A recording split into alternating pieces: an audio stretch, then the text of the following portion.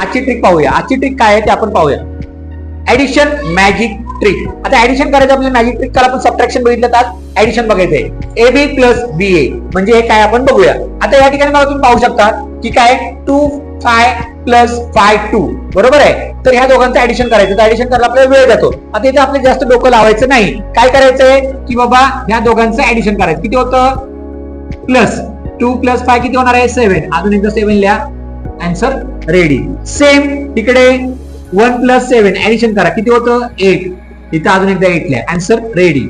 इकडं सेम किती होतं 3 प्लस 4 7 आन्सर रेडी. इकडं 3 प्लस 6 9 अजून एकदा 9 लिहा. Answer ready. तुम्ही हे आन्सर तुमच्या कॅल्क्युलेटरवर चेक करा.